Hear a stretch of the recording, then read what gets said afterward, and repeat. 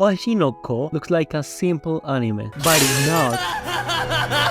What do you mean this is an isekai? You can't blame me for not wanting to watch an isekai, especially taking in mind that the titles are literally I suffocated in the middle of jacking off, so I reincarnated in a cunt. Hoshino is an anime about an idol, or so I thought, because they killed her. The truth is, I didn't want to see this shit, because it looks like the target audience is people who smell like Doritos. Joking. I just hate women, but seriously, I don't regret watching this anime. But is it one of the best of all time? No, but let's not get ahead of ourselves. What is this anime even about? Ai Hoshino is a 16-year-old girl and is the lead singer of the group B Komachi, which is a shit name. At first, it seems like another season of Love Live, so torture, but not really, because it doesn't focus on that idols are pretty and that all the otakus without any feminine love are saying, wow, it's my waifu. It talks about real life problems, how idols have to deal with fame, money, stalkers, and worst of all, they show how they have to live with such a disgusting group of people, the otaku. But the most important thing is that the protagonist is not her, it's this otaku. Wow, and it's like I were the main character is an otaku? What the fuck, this is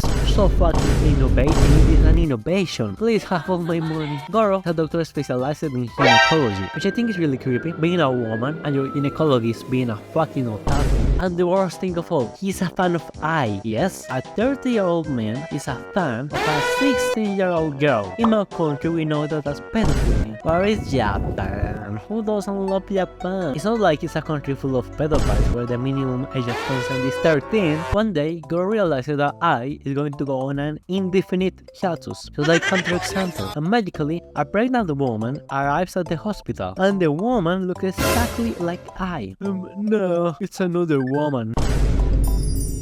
So Gorou agrees to help Ai deliver the babies, but on the night before the birth, he meets a Reddit user. The Reddit user is actually a stalker of the idol and runs away to the forest. So Gorou, instead of doing what a normal person will do and go back to the hospital, he decides to go chase the Reddit user into the forest, but the stalker does the epic troll and kills him. The same night, the idol is told the sad news that the doctor was killed. She obviously doesn't give a fuck and she gives birth to the twins. And now one of the twins is Gorou? Yes. So basically, the protagonist reincarnated as the son of the idol he always loved so much. How did he do it? Who fucking knows? They never explain it and they probably never will. I don't know how the fuck the series did to make the otakus believe not only that isekais are good, but also that idols anime are interesting. God, they are the two most boring concepts together, but still they somehow managed to make the anime interesting. So now Gorou and his sister are there to support Ai and help her to fulfill her dreams of being a world superstar. There are a lot of things I'm not explaining, especially the fact that Gorou's sister is also someone who was reborn, because it's really confusing and it doesn't make any sense at all. But something that this series does very well is exceeding expectations. Hoshino does something that is not common in isekai or idol series, so when everyone is doing the same thing, the easiest way to stand out is to do the complete opposite. Normally, fans of idols and streamers think that they love them, but they don't. They do what they do for ego, fame, and money. And I love that it shows just that to the viewers' faces. Public figures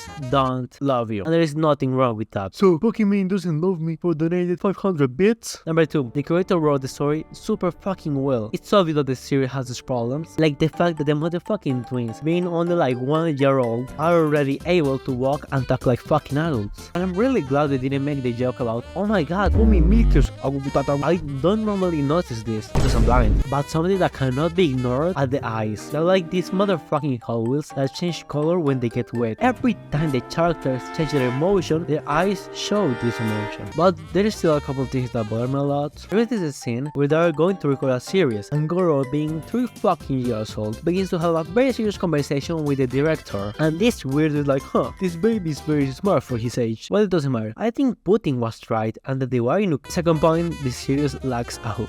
You finish the first chapter and you really don't have a reason to watch the second one, and you have to take in mind that the first chapter lasted 1 hour and a half. Basically a movie. 3. Not only does it lack a hook, but the marketing strategy makes the target audience not really interested, since they sold it as an idol anime. And the truth is, I would never have seen this shit if I was wasn't spoiled, because basically, spoiler, at the end of the chapter, Aya wants to meet the father of the children, but while she does that, she also leaks her address, and the Reddit user of the beginning kills her. Yeah, she's dead, they don't revive her, and they can't change it.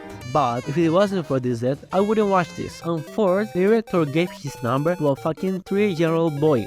God, this series is full of fucking pedophiles. The protagonist is a pedophile, the director is a pedophile, and those who watch it are pedophiles. In conclusion, the first chapter is very good, despite being a prologue, so I'm going to wait until it's finished airing, so I think my adventure with Hoshino ends here. But you know what doesn't end here? You and me! I'm just starting this channel, and I humbly believe that I deserve support, so it will help me a lot if you like and subscribe. Bye bye.